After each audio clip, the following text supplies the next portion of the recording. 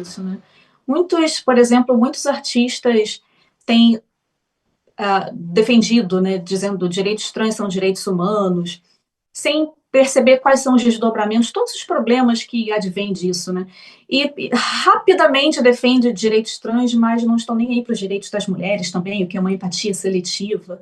E a gente vê o tempo inteiro essa sinalização de virtude. E aí as pessoas que não estão entrando nesse barco, porque é isso, se você não entra no barco e você não defende todas as pautas, você não é bom o suficiente, né? Para ser percebido como bom para eles, você precisa aderir a todas as pautas, né? Então você tem que ser um decolonialista, você tem que dizer que a polícia é racista, você tem que dizer que vidas negras importam, o que de fato importa, né? Mas como o movimento se organizou e quais são os objetivos, que hoje virou um ódio contra a pessoa branca, literalmente, né? Então, assim, é muito feio que o wokeísmo é um movimento de vingança, é um movimento de muita raiva, né? Você vê pela atitude das pessoas, eu acho, é uma coisa que eu discuto no meu novo livro, que tem atraído pessoas com uma personalidade de alto conflito, É. né, que a gente chama de narcisistas, histriônicos, paranoicos, né? São essas pessoas que o wokeísmo atrai. É muito difícil conversar com essas pessoas. Eu acho que assim é só o diálogo para resolver, mas é difícil você dialogar com uma pessoa que te chama de vaca imunda, por exemplo. Entende? Que diz que você tem que morrer. Eu, por exemplo, recebo muitas ameaças também, né? E é difícil dialogar com uma pessoa que diz que espera que uma mona te encontre na rua e te espanque. Como é É, que você dialoga com uma pessoa dessa? eu diria no É mínimo que difícil. eu diria no mínimo que é hipocrisia e no máximo que é mau caratismo. Mas o que eu vejo sempre é que essa galerinha do bem mesmo, que se julga superior, quando ela quer atingir uma outra pessoa, ela usa dos preconceitos que ela diz defender, né? Então, chega a induzir que a pessoa é gay, se ela acha que isso vai atingir a Uhum. pessoa, se a pessoa é negra e de direita ou negra e defende algo que ela não quer, chama de capitão do mato, diz que não entende Qual nada. é? Isso pessoas brancas falando. Ofende mulheres falando que ela tem que ser estuprada, cospem nela em restaurantes. Vocês sabem do que eu tô falando, o pessoal sabe, né? Pessoas que se dizem do bem, né? Não tem o menor problema em atacar mulheres, atacar gays, atacar negros, quando esses não concordam 100% com essa agenda, porque é isso que você falou.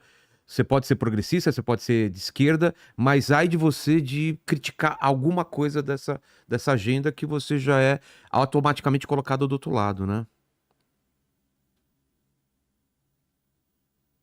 Uhum. Com certeza. Você, por exemplo, se você disser que, obviamente, é contra o racismo, automaticamente eles exigem que você acredite em todo o set de valores que eles determinam que é uma verdade, que são todos os conceitos, as premissas da teoria crítica racial. Supremacia branca, racismo estrutural, violência policial, né, contra as pessoas negras. E se você não acredita, a defesa da reparação histórica, da reparação econômica, da reparação social. Então, assim, se você não adere a tudo isso, então você não é antirracista o É. suficiente. E isso vale tanto para brancos quanto para pretos. A pessoa negra que não adere a esse campo, ela é vilificada de uma forma além do desumano, porque eles tentam esvaziar a pessoa, eles desumanizam a pessoa de uma forma que é inacreditável. Então, eu já vi pessoas chamando de pau de barro. Então, você não passa de um Nossa. pau de barro. Né? São sempre comparados com objetos inanimados, né? Tem sempre essa ideia de desumanizar a pessoa, que é isso que o wokeísmo faz. O wokeísmo, eu tenho dito que o wokeísmo não defende exatamente as pessoas que diz defender. Por exemplo, no transgenerismo, as pessoas que aderem a essa pauta, elas não estão defendendo as pessoas trans. Elas não entendem que as pessoas trans são um grupo vulnerável e, portanto, deve defendê-los. Eles estão defendendo a ideologia em si. Porque no momento que uma pessoa trans diz, olha, eu acho que todo mundo é livre para ser como quiser, se apresentar como quiser, mas eu não acho que crianças deveriam receber drogas experimentais. Ou, veja, eu sou uma pessoa trans, mas eu sou uma pessoa trans de direita. Essas pessoas são ostracizadas num nível pelo transgenerismo que alega defendê-los. Né? Então, quando, por exemplo, a gente vê feminista, o feminismo que diz que defende mulheres é o primeiro a atacar essas mulheres. E a gente vai vendo isso nos estudos raciais, a gente vai vendo isso nos estudos decolonialistas, a história se repete o tempo inteiro. Então, o que eles estão defendendo mesmo é a ideologia em si. O único amor que eles têm é pela ideologia, não é pelas pessoas. Se a gente fosse para entender o que é o wokeísmo, ele surge quando? Qual é um movimento organizado? O que é? Como que a gente poderia definir? Então, woke vem literalmente do verbo wake, né, acordar. É o passado do verbo wake. E surgiu, na verdade, dentro do movimento negro. Há relatos muito antes disso, né? Você vê já em algumas músicas, por exemplo, de blues, você já vê o termo woke sendo mencionado, mas não tinha essa conotação ampla política que tem hoje. Então, o woke nasce mais no espectro do fique atento à violência com a violência policial.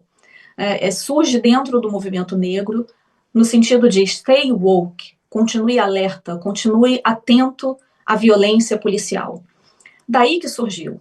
Mas, e se você observar, o wokeísmo ele se proliferou numa velocidade inacreditável depois da pandemia, não foi à toa. Eu espero que todos sejam capazes de lembrar como durante a pandemia, enquanto todos estávamos enclausurados em casa, proibidos de circular, tendo que fazer compras no mercado com 2 metros de distância, 10 mil máscaras na cara e tudo mais. O movimento Vidas Negras Importam foi autorizado, que é isso, autorizado. Ele foi autorizado a ocupar as ruas em plena pandemia. Essas pessoas ocuparam as ruas em 2020, depredaram várias cidades, porque foi um movimento muito agressivo.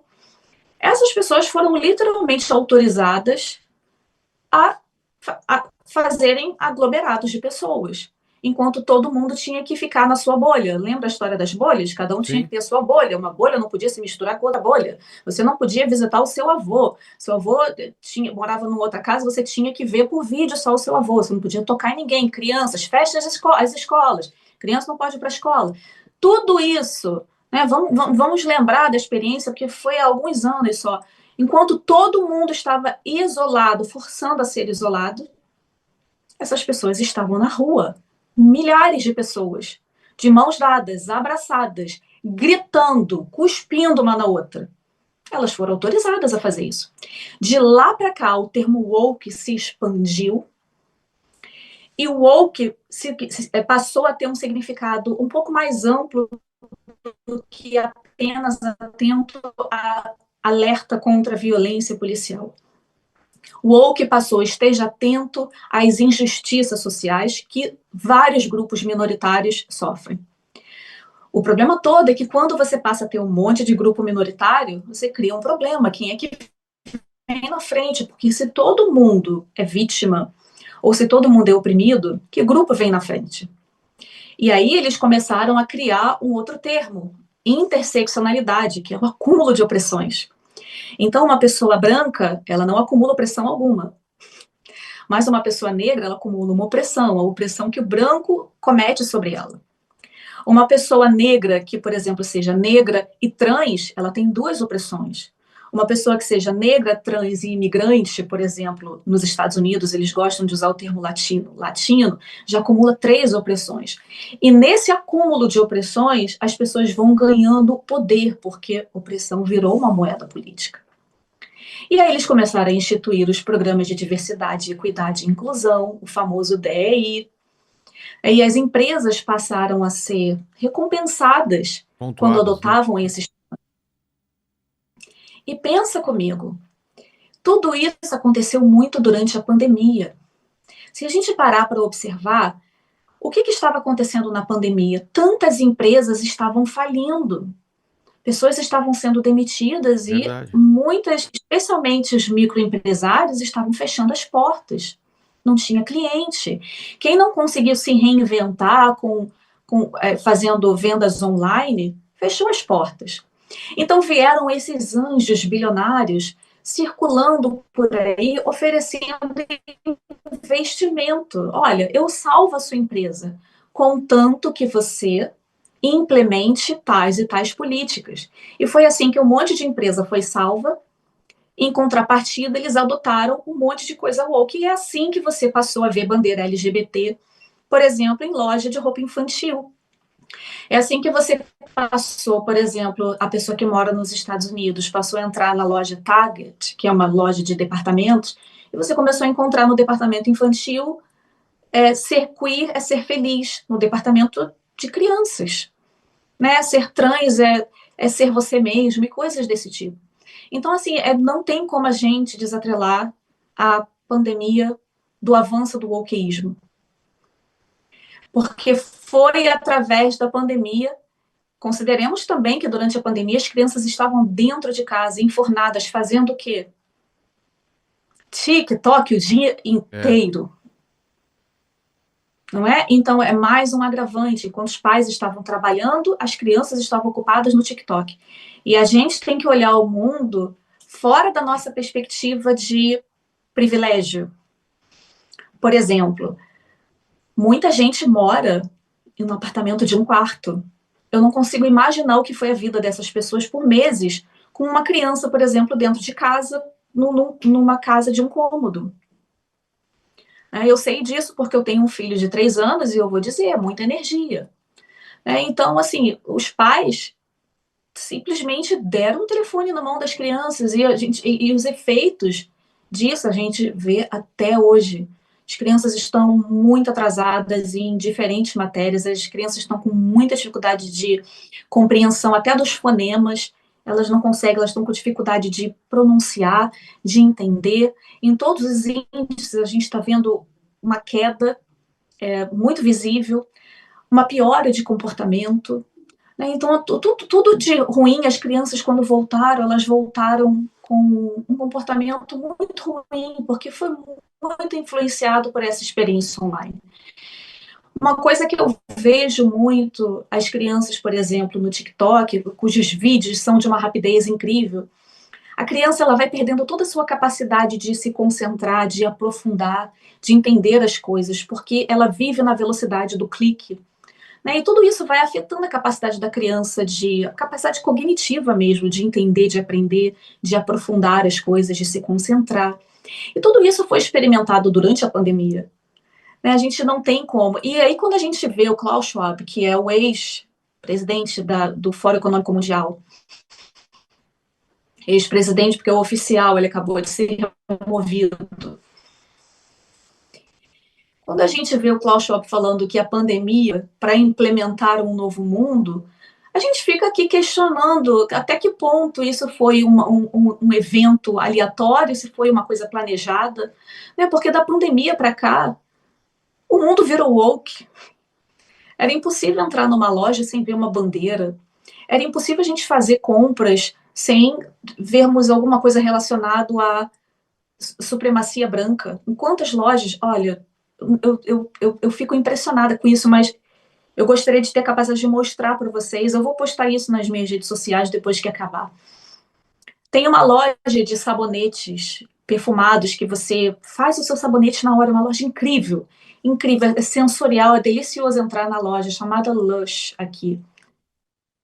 Virou full trans, é uma loucura. Fala o tempo inteiro de trans crianças, é uma coisa e o que é estranho, porque Lush é uma loja para adultos. É uma loja basicamente de adultos, então o foco dessa loja em ficar abordando no seu site de venda de sabonete para adultos sobre direitos trans é uma coisa transversal, um negócio que não se explica muito. Que dinheiro foi esse que entrou e que condições foram essas que obrigaram essa loja a começar a abordar isso? A gente tem uma outra loja de café aqui que literalmente colocou uma menina num skate segurando uma caneca de café e ela estava sem blusa com 2 marcas de dupla mastectomia. Como você coloca isso no seu post de beber café? Entende? Então, assim, a gente tem que começar a perguntar, são os porquês. Por que essa loja fez isso? Qual foi a motivação dessa loja fazer isso? Porque são nos porquês que a gente começa a explicar, a criar o rastro para entender esse movimento.